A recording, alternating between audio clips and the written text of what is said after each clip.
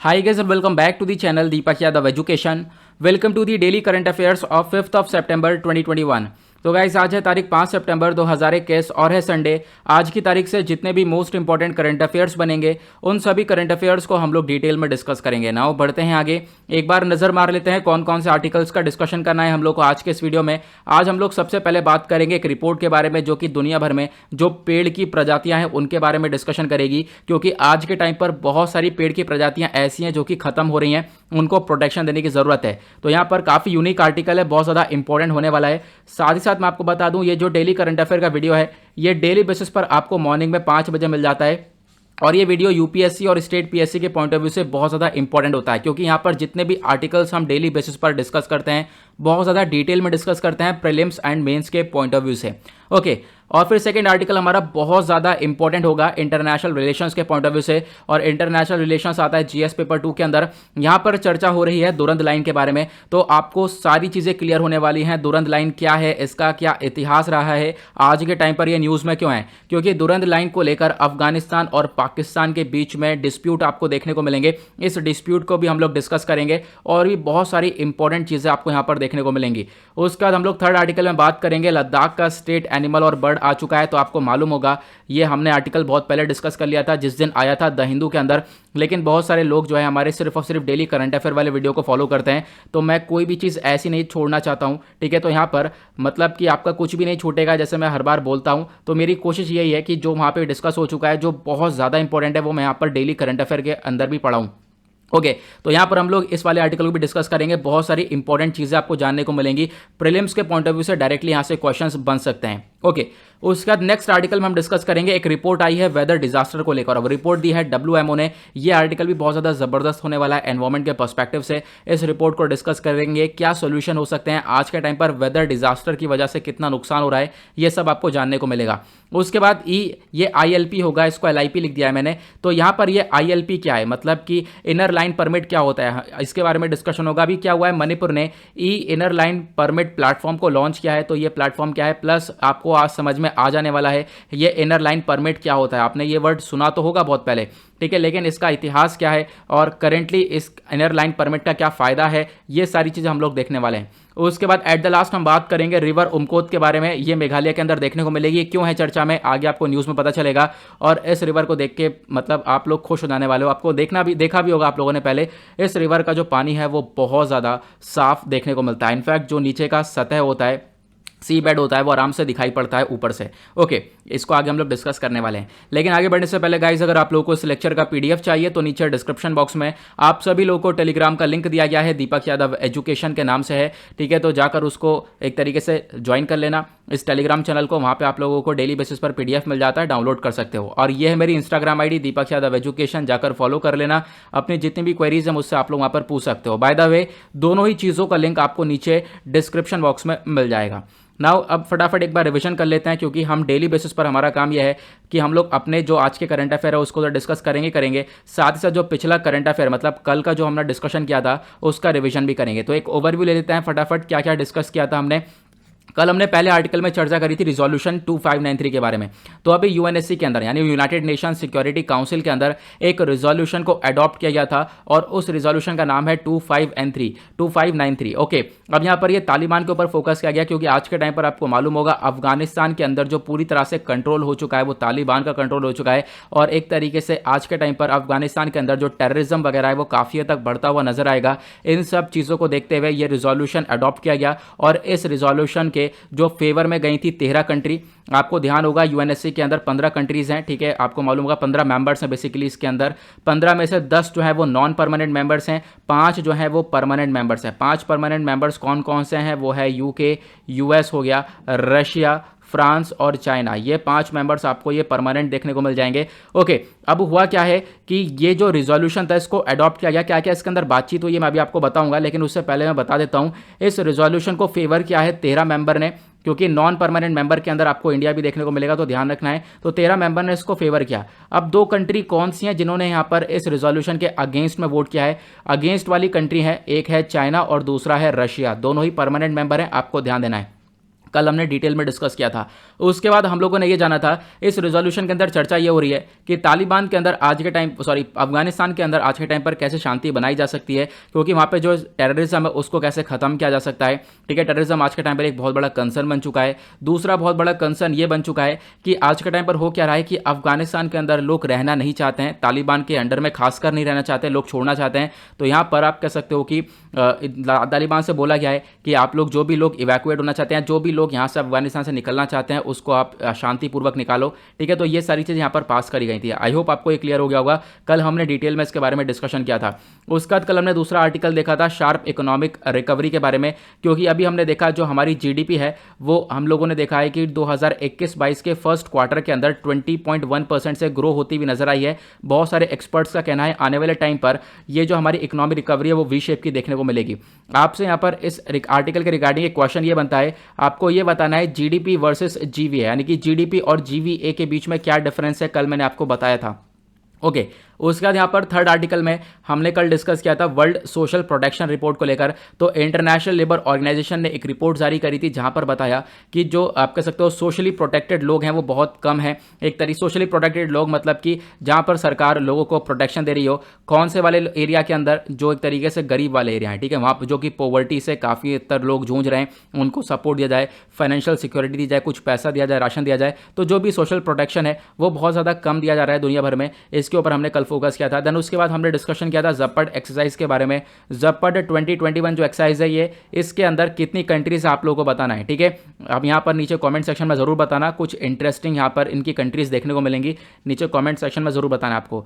उसके बाद पोषण 2.0 के बारे में हमने डिस्कशन किया था कि जो अब सितंबर का महीना है, क्योंकि सितंबर का महीना पोषण मंथ के नाम से जाना जाता है। ठीक है, पोषण माह के नाम से जाना जाता है। तो 1 सितंबर से 31 सितंबर तक हम लोग पूरी तरह से पोषण के ऊपर ध्यान देने वाले हैं। मतलब पूरा सितंबर का जो महीना है उसके ऊपर पोषण के ऊपर ध्यान दिया जाएगा। बहुत सारे लोग ऐसे हैं जिनको पोषण भरपूर खाना नहीं मिल पाता है। ठीक है, उनको एक तरीके से यहाँ पर अब क्या होगा, खाना अच्छा प्रोवाइड किया जाएगा, न्यूट्रिशियस फूड प्रोवाइड किया जाएगा। इस चीज़ के ऊपर फोकस करने की बात की गई है। उसके बाद एट द लास्ट हमने कल डिस्कस किया था मेडन नेवर एक्सरसाइज के बारे में।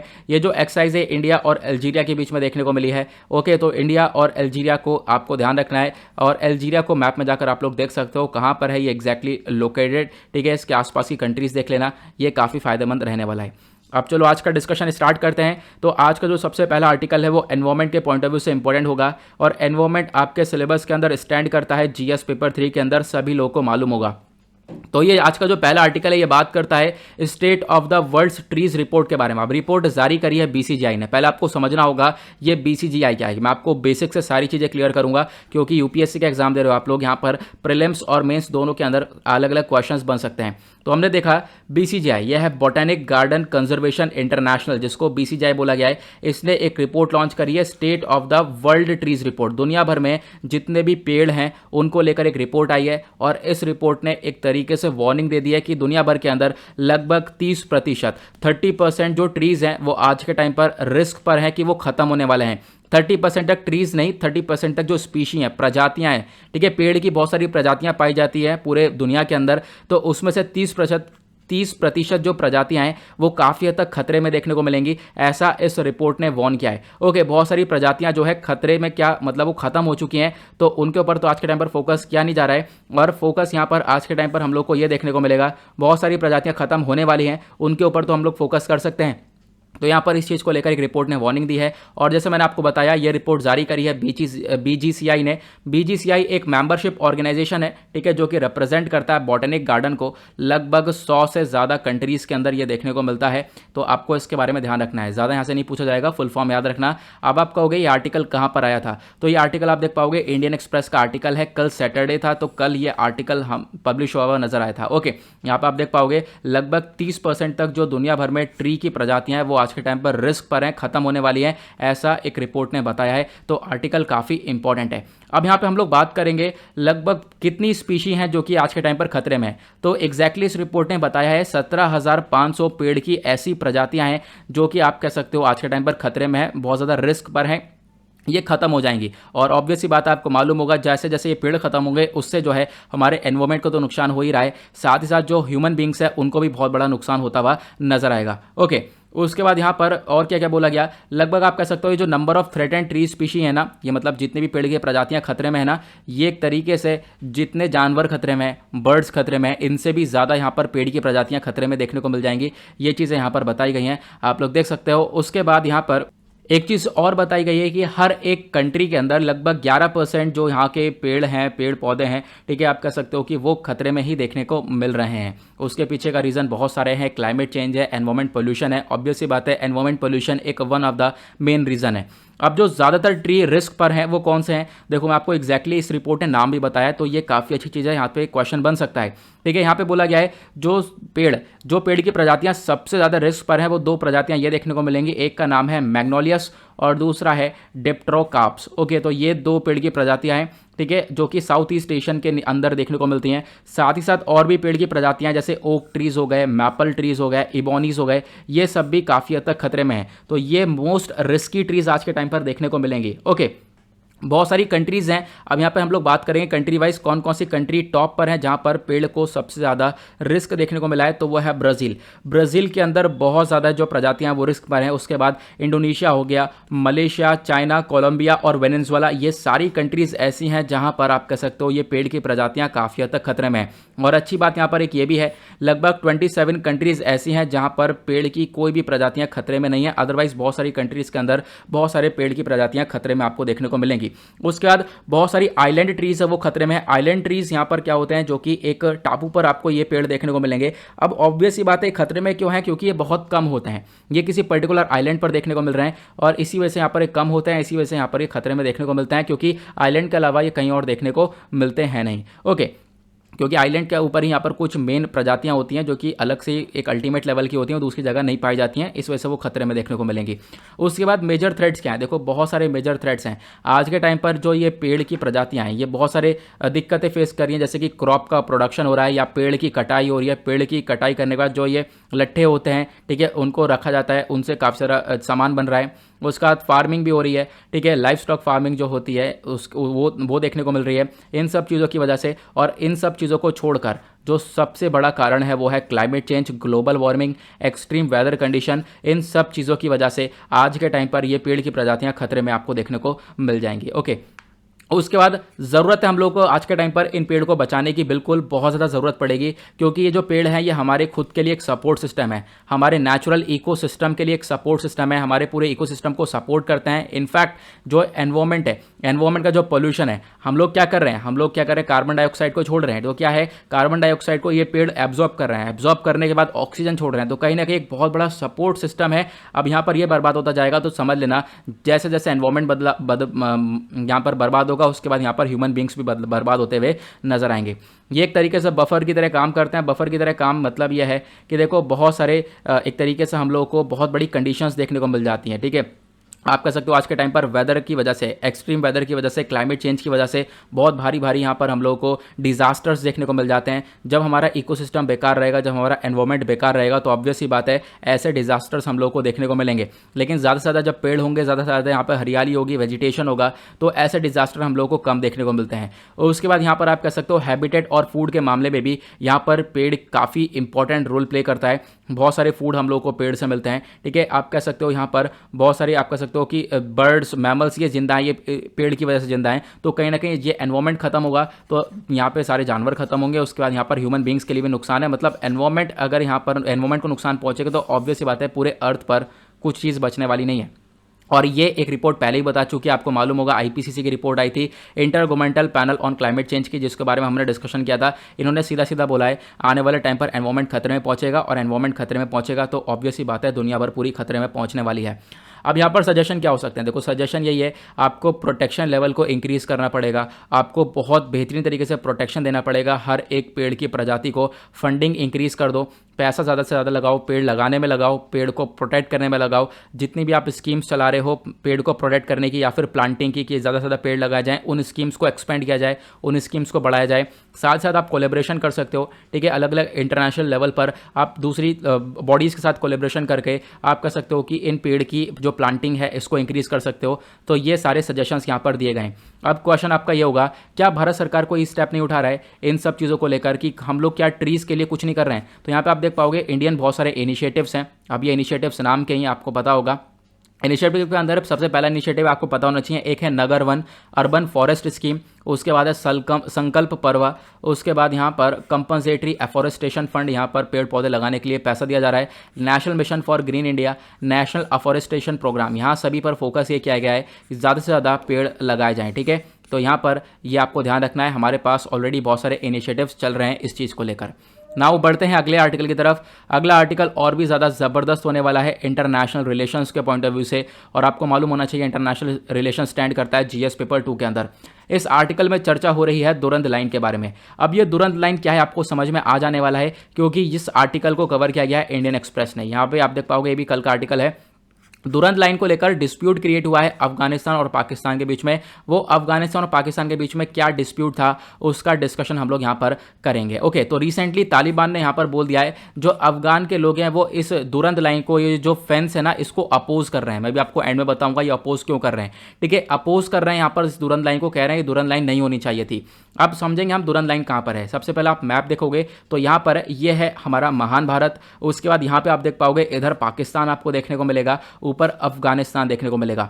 अफगानिस्तान और पाकिस्तान के बीच में जो ये रेड वाली लाइन है इसको दुरंत लाइन बोला जाता है। कहोगे कितनी लंबी है, बिल्कुल बहुत ज़्यादा लंबी लाइन है, 26,000 लगभग मेरे ख्याल से 470 किलोमीटर के आसपास की लाइन है। 26,000 कह रहा हूँ, 2,670 किलोमीटर के आसपास की यहाँ पर ये दुरंत लाइन आपको देखने को मिल जाएगी। ठीक है, तो यहाँ पर इतनी ये लंबी चौड़ी ये लाइन है, इसको दुरंत लाइन बोला गया है। अगर यहाँ पर आप देख पा रहे होंगे मैप में तो ऐसी दिखती है, ये रियल में कैसी दिखती होगी, तो रियल में एक बॉर्डर टाइप का है। ये आप देख पाओगे, ये एक तरीके से तारों से लाइन बनाई गई है और इसमें काफ़ी हद तक पैसा भी खर्चा गया है पाकिस्तान के द्वारा।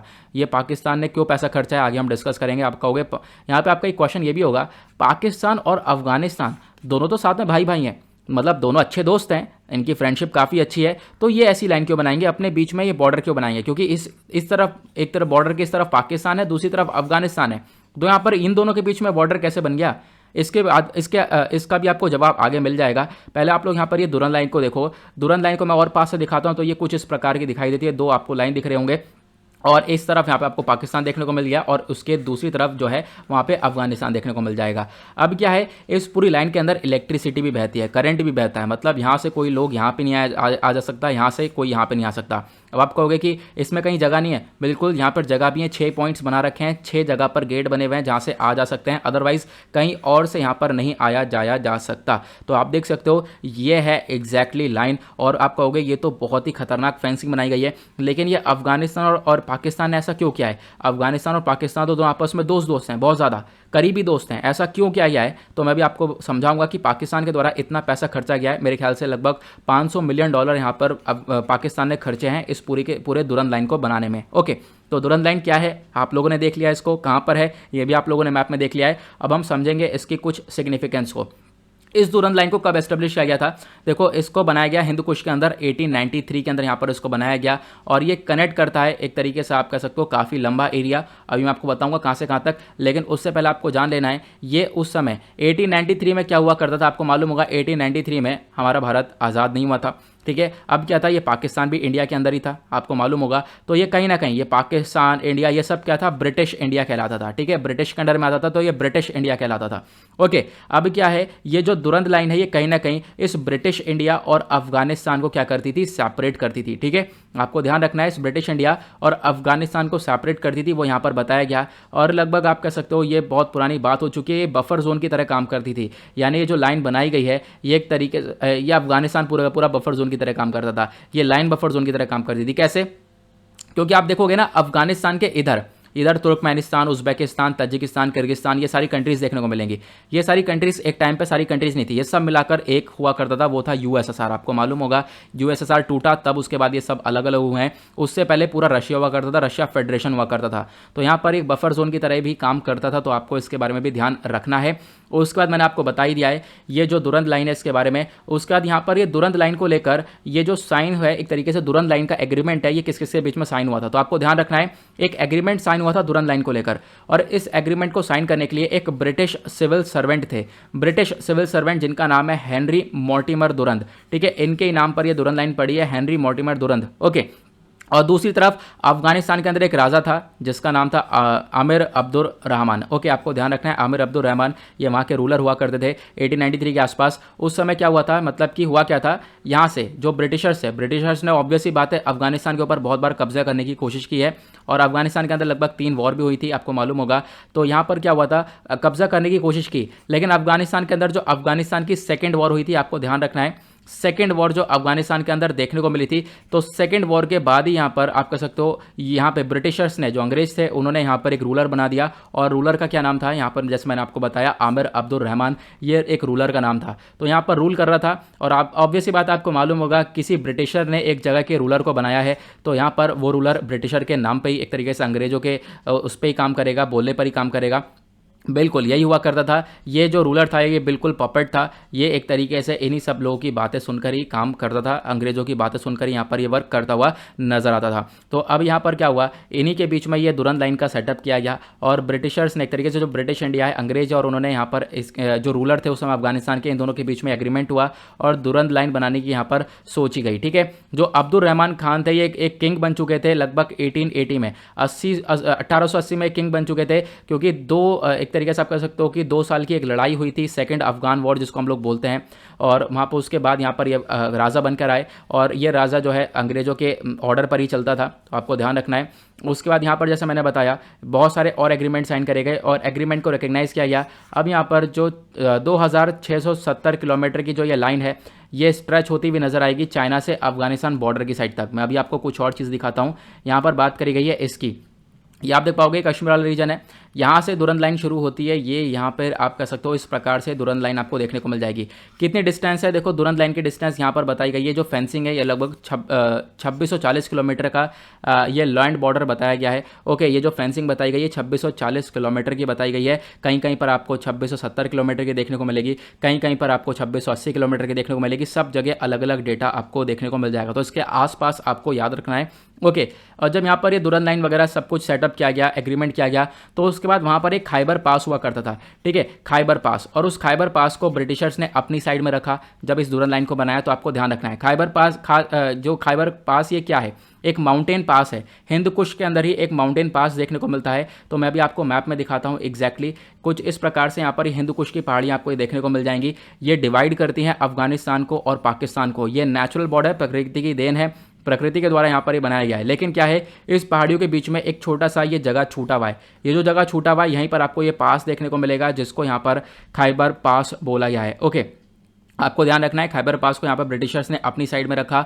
उसके बाद यहाँ पर बोला गया, अब देखो क्या क्या चीज़ें, आपको यहाँ पर कुछ चीज़ें और समझनी पड़ेंगी। ये तो आपने दुरंत लाइन समझ लिया, खाइबर पास समझ लिया, ये क्या क्या एग्रीमेंट हो गए, ये सब कुछ समझ लिया। ठीक है, दुरंत लाइन क्यों बनी थी, अब हम उसको समझते हैं कि यहाँ पर पाकिस्तान ने इतना पैसा खर्चा दुरंत लाइन बनाने के लिए, वो क्यों, उसके पीछे का रीज़न है पश्तून ट्राइबल एरियाज़। यहाँ पर विकीपीडिया का आर्टिकल है, आप रिसर्च देख लोगे। एक मांग उठ रही थी पश्तूनियन की। पश्तूनियन की मांग क्या थी, मैं आपको समझाता हूँ। यहाँ पे आप देख पाओगे अगेन ये हमारा प्यारा भारत। ठीक है, उसके बाद यहाँ पर आप देख पाओगे इधर आपको पाकिस्तान देखने को मिलेगा, इधर आपको अफगानिस्तान देखने को मिलेगा। ठीक है, अभी हम लोग बात करें दुरंत लाइन की, तो दुरंत लाइन आपको यहाँ पर ये वाली देखने को मिल जाएगी। ठीक है, अब क्या है ना, इस दुरंत लाइन के आगे अब आपको दुरंत लाइन पर ध्यान नहीं देना है। मैं इन सब चीज़ों को क्लियर कर देता हूँ, उसके बाद आपको समझाऊंगा। अब यहाँ पे आपको पिंक वाले एरिया पे क्लियर करना है। ठीक है, ये जो पिंक वाला एरिया है ना, ये एक तरीके से यहाँ पर कौन से लोग रहते हैं, पश्तून कम्युनिटी रहती है, पश्तून वाले लोग रहते हैं। और आपको मालूम होगा, आपने पढ़ा भी होगा, मैंने पढ़ाया भी है, कल भी पढ़ाया था मैंने मॉर्निंग के लेक्चर में द हिंदू के, कि जो पश्तून स्टूडेंट है वो तालिबान देखने को मिलेंगे। तालिबान कौन है, ठीक है, तालिबानीज कौन है, वो पश्तूनी वाले स्टूडेंट हैं। तो पश्तून कम्युनिटी यहाँ पर आपको देखने को मिलेगी। और उस समय क्या करा, जो ये अब्दुल गफर खान साहब थे, यहाँ पर इन्होंने मांग उठाई कि एक तरीके से हमें ना ही अफगानिस्तान चाहिए, ना ही हमें पाकिस्तान चाहिए, हमारे लिए एक और दूसरी कंट्री बननी चाहिए, वो है पश्तूनियन कंट्री। ओके, यहाँ पर इसकी मांग उठ रही थी, तो आपको ध्यान रखना है। ठीक है, अब इस पूरे एरिया में पश्तूनियन रहते थे और आपको जैसे मैंने बताया पश्तूनियन स्टूडेंट कौन हुआ करते थे, तालिबान हुआ करते थे। तो इसी वजह से जो अफगानिस्तान पे इसी वाले साइड आपको देखने को मिलेंगे वो तालिबान, जो आज के टाइम पर जिन्होंने पूरा अफगानिस्तान के ऊपर कंट्रोल कर रखा है। और इधर वाली जो ये लाइन है, इसके इधर जो पाकिस्तान है, पाकिस्तान की साइड भी आपको तालिबान देखने को मिलते हैं। आपको मालूम होगा तहरीक ए तालिबान करके है ना, जो तहरीक ए तालिबान, जो पाकिस्तान के अंदर तालिबान है वो इस साइड के अंदर है। तो क्या हुआ, ये दोनों एकजुट ना हो जाएं। अब क्या होगा, जब ये मांग करेंगे पूरी कंट्री बनाने की, तो ये जो क्या होगा, पाकिस्तान का जो ये वाला हिस्सा है ये किसके पास चला जाएगा, इधर अफगानिस्तान के पास चला जाएगा, अफगानिस्तान अपने अंदर ले लेगा। इसी कारण की वजह से जो है पाकिस्तान ने क्या कर रखा है, ये दुरंत लाइन बना रखी है। आई होप आपको ये क्लियर हो गया होगा पूरा का पूरा सिनेरियो क्या था एग्जैक्टली। इसी कारण की वजह से यहाँ पर यह दुरंत लाइन बनाई गई और यहाँ पर सेपरेट किया गया है दोनों को। और इसी वजह से जो अफगानिस्तान है, यानी कि जैसे मैंने अभी आपको बताया था आर्टिकल के अंदर कि जो ये अफगानिस्तान है वो यहाँ पर कह रहा है लगातार कि ये जो एक तरीके से फेंसिंग करी गई है, दुरंत लाइन बनाई गई है, वो बिल्कुल गलत है। यहाँ पर दुरंत लाइन होनी नहीं चाहिए थी, क्योंकि ये सब तालिबानीज हैं, जैसे मैंने आपको बताया, सब एक से यहाँ पर देखने को मिल जाएंगे। आई होप आपको आर्टिकल अच्छे से क्लियर हो गया होगा। उसके साथ मैं आपको कुछ और एक्स्ट्रा इन्फॉर्मेशन क्लियर कर दूं। दुरंत लाइन आपने पढ़ा है, उसके साथ आपको एक और लाइन के बारे में पता होगा, red Cliff line. Red Cliff line भी एक अंग्रेज के नाम पर है। रेड क्लिफ लाइन कहाँ से कहाँ हुआ करती है? देखो, दुरंत लाइन तो यहाँ पर ये आपको ये देखने को मिलेगी पाकिस्तान और अफगानिस्तान के बीच में, लेकिन रेड क्लिफ लाइन देखने को मिलेगी इंडिया और पाकिस्तान के बीच में, ये रेड वाली, ठीक है। इधर की साइड यहाँ पर बांग्लादेश की साइड पे, ठीक है। ये भी एक टाइम पे पाकिस्तान हुआ करता था, ठीक है। जब लड़ाई हुई, वॉर हुई 1971 के बाद, तो यहाँ पर ये बांग्लादेश बना था। तो रेड क्लिफ लाइन आपको यहाँ पर भी ये देखने को मिल जाएगी। ओके, आई होप आपको ये सब क्लियर हो गया होगा। बढ़ते हैं अगले आर्टिकल की तरफ। अगला आर्टिकल एनवायरनमेंट के पर्सपेक्टिव से इंपॉर्टेंट होने वाला है। तो देखते हैं आगे आर्टिकल में क्या बोला गया। यहाँ पे आप देख पा रहे होंगे स्टेट एनिमल एंड बर्ड के बारे में बात हो रही है। ये लद्दाख के अंदर स्टेट एनिमल और आपको नया बर्ड देखने को मिलेगा। मतलब जो लद्दाख यूनियन टेरिटरी है, इसने अभी क्या किया, अब कह सकते हो कि अब यहाँ पर एक नया स्टेट एनिमल और अपना एक नया बर्ड यहाँ पर चूज़ कर लिया है। पहले यहाँ पर कोई ऐसा आप कह सकते हो कि एनिमल और बर्ड पर्टिकुलरली एक स्टेट का नहीं हुआ करता था। अब यहाँ पर आपको एक एनिमल और बर्ड अलग से देखने को मिलेगा इस यूनियन टेरिटरी का। ओके, नाउ हम इसको समझेंगे। तो हाल ही में लद्दाख ने अडॉप्ट किया स्नो लेपर्ड को। स्नो लेपर्ड जो है यहाँ का एक एनिमल रहने वाला है, ठीक है। उसका ब्लैक जो नेक्ड क्रेन होने वाली है, ये एक तरीके से वहाँ की स्टेट बर्ड रहने वाली है, ऐसा यहाँ पे बोला गया। ओके, अब हम इसको समझेंगे।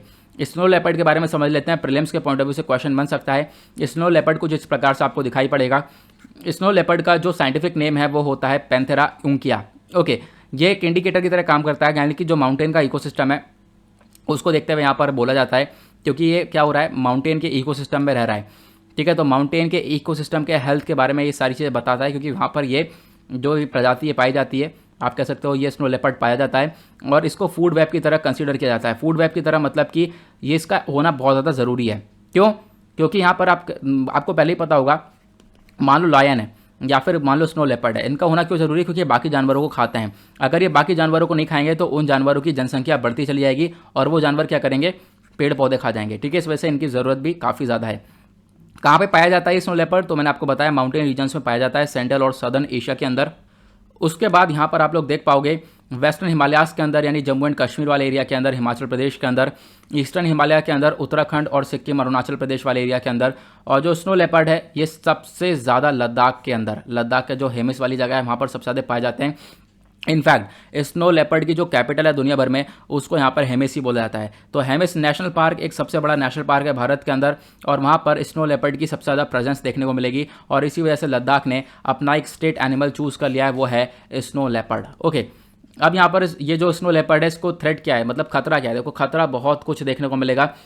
आज के टाइम पर इनके रिगार्डिंग इलीगल पोचिंग होती है, इनका एक तरीके से इलीगल ट्रेड होता है, अवैध तरीके से व्यापार किया जाता है, मार दिया जाता है, ऐसी चीज़ें देखने को मिलती हैं। अब प्रोटेक्शन स्टेटस की अगर हम बात करें तो जो IUCN की कैटेगरी है, IUCN मतलब international union for conservation of nature, IUCN के अंदर ये वल्नरेबल सेक्शन के अंदर आता है। आपको ध्यान रखना है, वल्नरेबल सेक्शन के अंदर मतलब स्नो लेपर्ड की जो प्रजातियाँ ये काफ़ी हद तक खतरे में है, इनको बचाने की काफ़ी ज़रूरत है।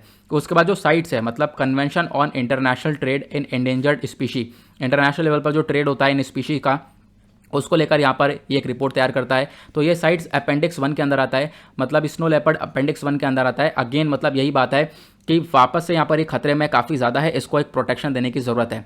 उसी प्रकार से लद्दाख ने अपना एक स्टेट बर्ड भी चूज़ कर लिया, जिसका नाम है black necked crane. Black necked crane क्यों है? क्योंकि यहाँ पर इसकी गर्दन काली कलर की है। और ये ब्लैक नेक्ड क्रेन का साइंटिफिक नेम क्या है? इसका नाम है ग्रूस निग्रिकोलिस। ओके, इसको तिब्बतन क्रेन भी बोला जाता है। और यहाँ पर आप कह सकते हो ये जो दोनों मेल और फीमेल है, दोनों लगभग इक्वली बराबर होते हैं। मेल जो है हल्का सा बड़ा होता है, ऐसा बोला गया। उसके बाद यहाँ पे बोला गया ये जो बर्ड है इसके ऊपर रेड क्राउन देखने को मिलेगा, यानी कि इसका जो ऊपर थोड़ा सा रेड कलर का एरिया इसका सर देखने को मिल जाएगा। हैबिटेट यहाँ पे कहाँ पे पाया जाता है? तिब्बतन प्लेट्यू पर ये देखने को मिलता है, आपको ध्यान रखना है। उसके बाद चाइना के सिचुआन वाले प्रोविंस में, ईस्टर्न लद्दाख के अंदर पाया जाता है, और भी वेरियस जगह पर देखने को मिलेगा। भूटान और अरुणाचल प्रदेश के अंदर सिर्फ और सिर्फ ठंडियों के टाइम पर, विंटर्स के टाइम पर यह प्रजाति पाई जाती है। तो आपको ध्यान रखना है इसके बारे में। इसको भी काफ़ी हद तक खतरा है, वही कि हैबिटेट का खत्म होना। और उसके बाद प्रोटेक्शन स्टेटस की बात करें तो ये भी नियर एंड थ्रेटेंड के मतलब है, मतलब नियर थ्रेटेंड का मतलब है कि बिल्कुल आप कह सकते हो ये भी खत्म होने की कगार पर है, ये भी खत्म हो सकती है प्रजाति, इसको प्रोटेक्ट करने की ज़रूरत है। ओके ये सब कुछ हमने डिस्कस कर लिया। अब हम लद्दाख के बारे में भी जान लेते हैं एग्जैक्टली कि क्योंकि लद्दाख नहीं तो यहाँ पर इसको अडॉप्ट किया है एज अ स्टेट एनिमल और एज अ स्टेट बर्ड। अब यहाँ पे लद्दाख क्या है, देखो लद्दाख को एस्टेब्लिश किया गया था as a union territory of India. कब? 31 अक्टूबर 2019 में यहाँ पर इसको अडॉप्ट किया गया, एस्टेब्लिश किया गया Jammu and Kashmir organisation act के थ्रू। आपको मालूम होगा, ये सब कुछ मालूम होगा। आर्टिकल 370 को एब्रोगेट किया, ये सारी चीज़ें जो हुई थी। उसके बाद यहाँ पर इससे पहले क्या हुआ करता था, जो है एक तरीके से लद्दाख एक पार्ट हुआ करता था जम्मू एंड कश्मीर के स्टेट का, बट अब लद्दाख अकेली एक यूनियन टेरिटरी बन चुका है और एक ऐसी टेरिटरी है जो कि सबसे बड़ी है, प्लस यहाँ पर बहुत कम पॉपुलेशन आपको देखने को मिलेगी। ये टेरिटरी आपको सियाचिन ग्लेशियर से देखने को मिलेगा, कराकोरम रेंज, उसके बाद जो है आपको ग्रेटर हिमालयाज तक देखने को मिल जाएगी। ये टेरिटरी आपको, ये है लद्दाख की टेरिटरी, ये पूरी की पूरी देखने को मिलेगी। इधर कारगिल भी आपको देखने को मिलेगा, इधर लेह सबसे बड़ा एरिया देखने को मिलेगा और भी बहुत सारे एरियाज़ यहाँ पर देखने को मिल जाएंगे। ओके, इधर आपको अक्साई चीन वाला एरिया भी देखने को मिल जाएगा। अब यहाँ पर हम लोग बात कर रहे हैं, देखो अक्साई चीन वाला एरिया भी भारत का ही है, लेकिन यहाँ पर क्या है, चाइना ने उसके ऊपर कंट्रोल कर रखा है आज के टाइम पर। लद्दाख वाला जो रीजन है, लद्दाख का सबसे बड़ा जो टाउन है, लार्जेस्ट टाउन, वो है लेह। लेह मैंने अभी आपको दिखाया, ये कहाँ पर है, ये आपको लेह यहाँ पर देखने को मिल जाएगा। ओके, उसके बाद यहाँ पर लेह डिस्ट्रिक्ट के अंदर रिवर वैलीज हैं बहुत सारी, इंडस हो गई, श्योक हो गई, नुब्रा रिवर वैली हो गई। कारगिल डिस्ट्रिक्ट सबसे बड़ा डिस्ट्रिक्ट है यहाँ पर, आप कह सकते हो कारगिल डिस्ट्रिक्ट, ये आपको देखने को मिलेगा जहाँ कारगिल वॉर हुई थी। ठीक है, अब यहाँ पर कारगिल डिस्ट्रिक्ट के अंदर भी आपको बहुत सारी वैलीज देखने को मिल जाएंगी, जैसे सुरू, द्रस, जंस्कर वैली, ये सारी रिवर वैलीज पाई जाती हैं। ओके, इसके बारे में आपको ध्यान रखना है। और यही वाला एरिया है, यहाँ पर आप कह सकते हो पेंगोंग से सो के लेक के बारे में आपको मालूम होगा, जहाँ पर पिछले साल जो है पूरा साल 2020 इंडिया और चाइना के बीच में स्टैंड ऑफ चलता रहा है। ये पेंगोंग से हो लेक हो गया, गलवान वैली हो गया, ये सब इन्हीं रीजन्स के अंदर देखने को मिल जाएंगे। उसके बाद बढ़ेंगे अगले आर्टिकल की तरफ। अगला आर्टिकल भी एनवायरमेंट के पर्सपेक्टिव से इंपॉर्टेंट होने वाला है। आज एनवायरमेंट के बहुत सारे आर्टिकल्स हैं। यहाँ पे WMO के द्वारा एक रिपोर्ट दी गई है, और रिपोर्ट ऑन वेदर डिजास्टर, यानी कि वेदर की वजह से बहुत सारे डिजास्टर्स देखने को मिल रहे हैं। यह रिपोर्ट है वर्ल्ड मेट्रोलॉजिकल ऑर्गेनाइजेशन के द्वारा, इसको हम लोग बोलते हैं WMO। इन्होंने एक रिपोर्ट रिलीज करी जिसका कहना यह है कि देखो वेदर डिजास्टर की वजह से, यानी कि मौसम के जो डिजास्टर्स आ रहे हैं बड़े बड़े, फ्लड हो गया, साइक्लोन हो गया, बहुत सारी डिजास्टर देखने को मिल रहे हैं। ये जो डिजास्टर हैं इनकी वजह से पिछले 50 सालों के अंदर लगभग 2 मिलियन लोगों की जान गई है, इस रिपोर्ट ने ये बताया है। और ये जो WMO है इसने पब्लिश किया है atlas of mortality and economic losses from weather and climate and weather extremes from 1970 to 2019। ओफ, इतना बड़ा टाइटल है ये। 1970 से लेकर 2019 तक का डेटा लिया गया है। उसमें बताया गया है कि पिछले कुछ सालों के अंदर लगभग 2 मिलियन लोगों की जान गई है। उसके पीछे का मेन कारण है वेदर डिजास्टर, वेदर के डिजास्टर्स की वजह से। ये सारी रिपोर्ट दी है WMO, वर्ल्ड मेट्रोलॉजिकल ऑर्गेनाइजेशन ने। WMO एक स्पेशलाइज्ड एजेंसी है हमारे यूनाइटेड नेशन की, आपको इसके बारे में ध्यान रखना है। ये आर्टिकल भी इंडियन एक्सप्रेस का है और बहुत ज़्यादा इंपॉर्टेंट आर्टिकल है। वेदर डिजास्टर्स की वजह से लगभग 2 मिलियन लोगों की जान गई है पिछले 50 सालों के अंदर। तो ये आर्टिकल आप समझ सकते हो कितना इंपॉर्टेंट होने वाला है। अब इस रिपोर्ट की फाइंडिंग्स क्या क्या है। इन रिपोर्ट ने बताया कि जो नंबर ऑफ डिजास्टर्स हैं पिछले 50 सालों में वो लगातार इंक्रीज होते हुए नजर आएंगे। जो ये डिजास्टर्स हैं ये लगातार 50 सालों के अंदर इंक्रीज होते हुए नजर आए हैं, 1970 से लेकर 2019 तक। चाहे वो वेदर हो, क्लाइमेट हो, वाटर हैजर्ड्स हो, ये सभी इंक्रीज हुए हैं। कोई यहाँ पर बताया गया कुछ काफ़ी ज़्यादा देखने को मिले हैं, और इन सब चीज़ों की वजह से लोगों की जान भी गई है। लेकिन ये बोला गया कि देखो 1970 और 2019 तक यहाँ पर क्या हुआ, बहुत ज़्यादा यहाँ पर क्या हुआ, डिजास्टर्स बढ़े हैं। लेकिन क्या हुआ, जब ये डिजास्टर शुरू में आते थे तो जान लोगों की ज़्यादा जाती थी, लेकिन यहाँ पर जैसे जैसे डिजास्टर्स आगे बढ़ते रहे तो लेकिन जान बहुत कम जाती थी। तो आपको ध्यान रखना है जो नंबर ऑफ डेथ हैं वो कम हुई है, ऐसा नहीं नंबर ऑफ डेथ भी इंक्रीज हुए हैं, नंबर ऑफ डेथ कम हुई है। इसके पीछे का रीज़न क्या है, आज के टाइम पर हमारे पास अर्ली वार्निंग सिस्टम आपको मालूम होगा, पहले ही पता चल जाता है कि हाँ इस एरिया के अंदर साइक्लोन आने वाला है, लोगों को हटा दिया जाता है, इवैक्यूएट कर दिया जाता है, उस साइक्लोन से बचा लिया जाता है। तो नंबर ऑफ डेथ जो है आज के टाइम पर कम हो रही है, लेकिन पहले जो है डेथ बहुत ज़्यादा हो रही थी। लेकिन चलो हम ये देख रहे हैं नंबर ऑफ डेथ तो नहीं हो रही है, लेकिन फिर भी इकोनॉमिक लॉस तो हो रहा होगा। इतना साइक्लोन आया, साइक्लोन ने इतनी तबाही मचाई, या फिर फ्लड आया, इतनी तबाही मचाई, इकोनॉमी तो बर्बाद हो रही है, इकोनॉमिक लॉस तो देखने को मिल रहा है, इतना बर्बादी देखने को मिली है, डिस्ट्रक्शन हो रहा है, इंफ्रास्ट्रक्चर डैमेज हो रहा है, तो इकोनॉमिक लॉस तो देखने को मिल रहा है। और पूरे दुनिया भर में अगर हम बात करें जो सबसे बड़ा वेदर डिजास्टर है वो है स्टॉर्म, जो ये आंधी तूफान आता है, इसकी वजह से सबसे ज़्यादा घाटा होता है, सबसे ज़्यादा इकोनॉमिक लॉस होते हैं। ओके, उसके बाद यहाँ पे बोला गया क्लाइमेट चेंज का भी एक बहुत बड़ा रोल है। आज के टाइम पर क्लाइमेट चेंज एक बहुत बड़ा रोल प्ले कर रहा है, क्योंकि यहाँ पर पोल्यूशन वगैरह इंक्रीज हो चुका है, ग्लोबल वार्मिंग देखने को मिल रहा है और ओशन गर्म हो रहे हैं। इनकी वजह से आप कह सकते हो बहुत सारी चीज़ें देखने को मिल जाती हैं, साइक्लोन्स देखने को मिल जाते हैं और भी बहुत सारी चीज़ें देखने को मिल जाती हैं। प्लस इनसे क्या हो रहा है, आज के टाइम पर जो हमारा एक तरीके से जो एटमॉस्फेयर है वो गर्म हो रहा है, उसकी वजह से ग्लेशियर्स पिघल रहे हैं, हमारे बड़े बड़े पहाड़, बर्फीले पहाड़ पिघल रहे हैं, उनका पानी सब सी के अंदर जा रहा है, समुद्र के अंदर जा रहा है। और समुद्र के अंदर जाने से जो आइलैंड्स हैं, कोस्टल एरियाज़ हैं, डेल्टाज़ हैं, उनको काफ़ी हद तक खतरा पहुंच रहा है, क्योंकि एक समय पर अगर ये ऐसे ही पिघलते रहेंगे और सी का लेवल बढ़ता रहेगा तो ये आइलैंड्स वगैरह भी डूबते हुए नजर आ जाएंगे। ओके, अब इस रिपोर्ट की रिकमेंडेशन क्या है, यानी इस रिपोर्ट ने रिकमेंड क्या किया है, इसने रिकमेंड किया है कि देखो भाई आज के टाइम पर आपको ज़रूरत है एडेप्टेबिलिटी की। आप ज़्यादा से ज़्यादा अर्ली वार्निंग सिस्टम को इंस्टॉल करो, मतलब कि यानी कि ऐसे सिस्टम जो कि आपको पहले से बता दें कि तबाही आने वाली है, लोगों की जान तो ना जाए, या ज़्यादा से ज़्यादा हम लोग चीज़ों को बचा सकें, तो आपको अर्ली वार्निंग सिस्टम को इंस्टॉल करना पड़ेगा। प्लस डिज़ास्टर रिस्क मैनेजमेंट को आपको लेकर चलना पड़ेगा, ठीक है। और उसके बाद यहाँ पर आप कह सकते हो जो भी हैज़ार्ड आ रहा है उसको एक रिव्यू करो, क्या क्या नुकसान हुआ है, ठीक है, उसको यहाँ पर देखने को मिलेगा। और आने वाले टाइम पर आपको ये पूरा का पूरा जो भी रिजल्ट आता है उसको रिव्यू करना पड़ेगा। इससे हम लोग कुछ ना कुछ चीज़ें इंप्रूव कर सकते हैं। तो यहाँ पर ये रिकमेंडेशन दिया गया है। उसके बाद आपको बहुत सारी नीति बना के चलनी पड़ेगी, किस किस प्रकार से आप लोग यहाँ पर इन डिजास्टर्स को रोक सकते हो। अब क्वेश्चन ये है, क्या भारत बहुत सारे मतलब क्या भारत क्या स्टेप उठाता है इन सारे डिजास्टर्स को रोकने के लिए। तो रिसेंट अगर हम बात करें तो बहुत सारे इनिशिएटिव्स हमारे भारत के द्वारा लिए जाते हैं, जैसे यहाँ पर इन डिजास्टर्स को रोकने के लिए, टैकल करने के लिए। वो है, एक है coalition for disaster resilient infrastructure, दूसरा है नेशनल डिजास्टर मैनेजमेंट अथॉरिटी, तीसरा है नेशनल डिजास्टर मैनेजमेंट प्लान। तो यहाँ पर आपको कह सकते हो ये नेशनल लेवल पर तीनों आपको ये इनिशिएटिव देखने को मिलेंगे, जो कि कहीं ना कहीं कोई अगर डिजास्टर आता है, वेदर डिजास्टर आता है, तो उससे यहाँ पर प्रोटेक्शन देते हैं। ओके, नाउ बढ़ते हैं अगले आर्टिकल की तरफ। अगला आर्टिकल इंपॉर्टेंट होने वाला है पॉलिटी एंड गवर्नेंस के पॉइंट ऑफ व्यू से। ये आर्टिकल आपका जीएस पेपर 2 के अंदर स्टैंड करेगा। यहाँ पर चर्चा हो रही है इसको आप एलआईपी की जगह आईएलपी करो। इसको बोला जाता है इनर लाइन परमिट, ठीक है। ये इनर लाइन परमिट क्या है आगे मैं आपको बताऊंगा। इस प्लेटफॉर्म को लॉन्च किया गया है मणिपुर के द्वारा। न्यूज़ में क्यों आया, क्योंकि रिसेंटली जो चीफ मिनिस्टर है मणिपुर के, उन्होंने यहाँ पर वर्चुअली लॉन्च कर दिया है इनर लाइन परमिट प्लेटफॉर्म। और यहाँ पर ये जो प्लेटफॉर्म है, एक तरीके से आप कह सकते हो कि ये पूरा रेगुलेट करेगा कि ये जो इनर लाइन परमिट सिस्टम है पूरे स्टेट के अंदर वो अच्छे से वर्क कर रहा है या नहीं कर रहा है। अभी आपको समझ में नहीं आ रहा होगा, मुझे पता है। अब आगे थोड़ा सा वेट करो, आपको सब कुछ समझ में आ जाएगा ये इनर लाइन परमिट प्लेटफॉर्म क्या है। यह आर्टिकल अगेन इंडियन एक्सप्रेस का है, आप लोग यहाँ पर इसको देख सकते हो। सबसे पहले आपको समझना है कि जो नॉर्थ ईस्ट स्टेट्स हैं, ठीक है, आपको जो मणिपुर है वो भी नॉर्थ ईस्ट स्टेट्स के अंदर ही देखने को मिलेगा। अब यहाँ पर नॉर्थ स्टेट के अंदर सबसे पहले ये जो इनर लाइन परमिट प्लेटफॉर्म है, इसका मतलब क्या है, मतलब अगर किसी व्यक्ति को इन स्टेट के अंदर आना है तो एक परमिशन लेनी होगी, इनर लाइन परमिट प्लेटफॉर्म, ठीक है। प्लेटफॉर्म नहीं ऐड कर रहे हैं हम लोग यहाँ पर, सिर्फ इनर लाइन परमिट के बारे में समझ रहे हैं अभी हम। प्लेटफॉर्म मतलब एक ऐप है एक तरीके से जो कि इन चीज़ों को मॉनिटर करेगा। बट अभी यहाँ पर जो ये इनर लाइन परमिट है आईएलपी, इसका मतलब समझ रहे हैं। ये इसका सिंपल सा मतलब है, अगर आपको अंदर आना है तो अंदर आने से पहले आपको परमिशन लेनी होगी, इस वजह से इसको इनर लाइन परमिट बोला गया है।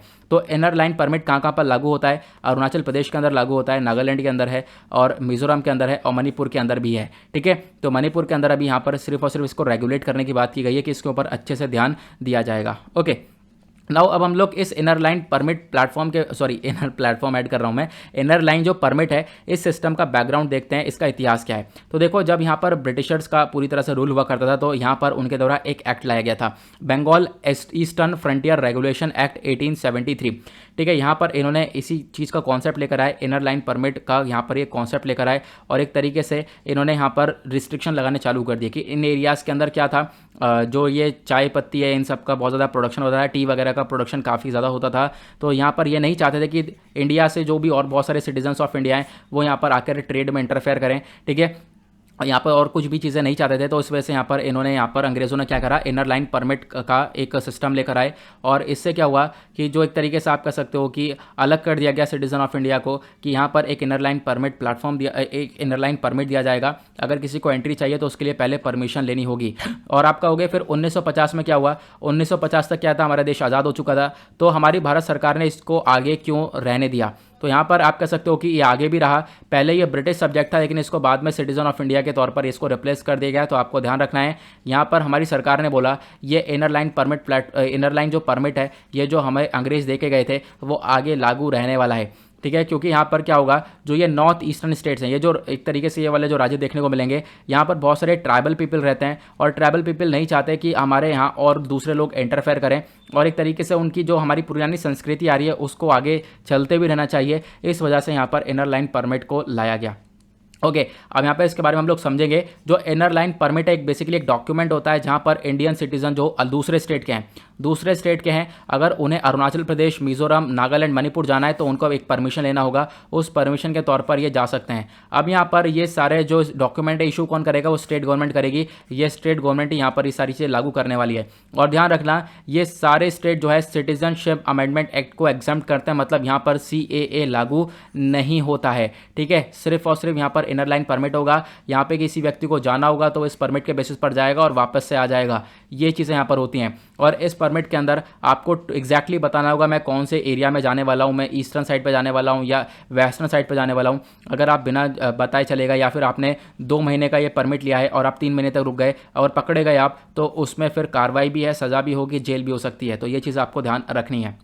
अब देखो कुछ रूल्स यहाँ पे, तो ये तो हमारे सिटीजन ऑफ इंडिया के लिए रूल्स थे, यानी कि जो हमारे भारतीय सिटीजन है उनके लिए रूल्स है। अगर किसी को जाना है वहाँ पर तो इनर लाइन परमिट लेना पड़ेगा। लेकिन फॉरेनर के लिए भी कुछ रूल्स हैं। फॉरेनर के लिए रूल्स जो हैं वो आते हैं कहाँ पर, प्रोटेक्टेड एरिया परमिट के अंदर। अभी यहाँ पर जो सिटीजन ऑफ इंडिया के लिए वो है इनर लाइन परमिट, लेकिन फॉरेनर के लिए क्या है, वो प्रोटेक्टेड एरिया परमिट। अब यहाँ पर इनको भी अगर जाना है तो इनको यहाँ पर प्रोटेक्टेड एरिया परमिट लेना होता है। और ये एरिया एक तरीके से कौन कौन से एरिया के अंदर, जैसे कि राजस्थान हो गया या ये ईस्टर्न स्टेट्स हो गए, नॉर्थ ईस्टर्न स्टेट्स हो गए, जहाँ पर हमारे मेनली बॉर्डर्स हैं। ठीक है, यानी जहाँ पे हमारे भारत के जो मेनली इंटरनेशनल बॉर्डर्स है वहाँ पर अगर ये फॉरेनर जाना चाहते हैं तो उनको ये प्रोटेक्टेड एरिया परमिट लेना होता है। तो आपको ध्यान रखना है, ये फॉरेनर के बेसिस पे भी मैंने आपको बता दिया है।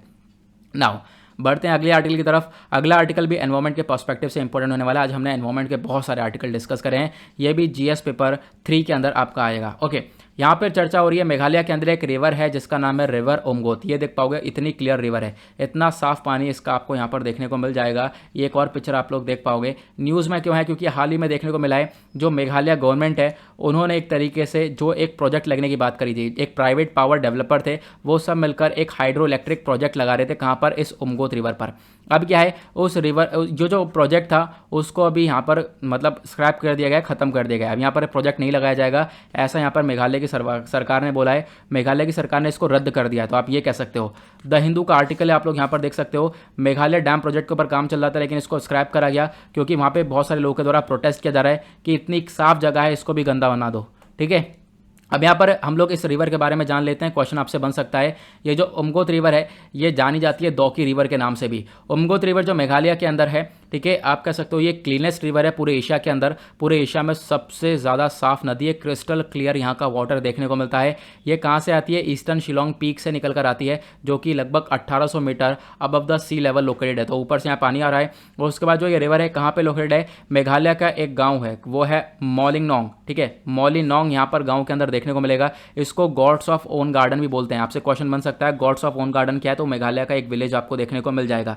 ओके, यहाँ पर ये जो विलेज है इसको एशिया का सबसे ज़्यादा साफ सुथरा विलेज भी बोला जाता है। यहाँ पर सबसे ज़्यादा सफाई है, सफाई के साथ साथ 100% लिटरेसी रेट भी है, पढ़े लिखे लोग हैं यहाँ पर। उसके बाद यहाँ पे बोला गया है ये जो एक तरीके से रिवर है ये एक नेचुरल डिवाइड की तरह काम करती है जयंतिया और खासी हिल्स में जब। और उसके बाद आप कह सकते हो ये रिवर मतलब फिर उसके बाद फ्लो करती है बांग्लादेश के अंदर। तो आपको इसके बारे में ध्यान रखना है। तो इस रिवर को दौकी रिवर ही बोलते हैं। मेघालय के अंदर ओमगोत रिवर पाई जाती है। क्यों है न्यूज़ में, ये भी आप लोगों ने देख लिया है। यहाँ पर एक जो प्रोजेक्ट था उसको रद्द कर दिया गया है वहाँ की सरकार के द्वारा। नाउ इसी के साथ करते हैं लेक्चर को समाप्त। आई होप आप सभी लोगों को एक एक आर्टिकल अच्छे से क्लियर हो गया होगा। बहुत ज़बरदस्त यहाँ पर वीडियो रहा है और डेली बेसिस पर वीडियो होता है, तो आपको सपोर्ट करना है, वीडियो को लाइक ज़रूर कर देना। मिलते हैं आप लोगों से नेक्स्ट वीडियो में। आज के लिए bye bye, have a nice day, thank you and जय हिंद।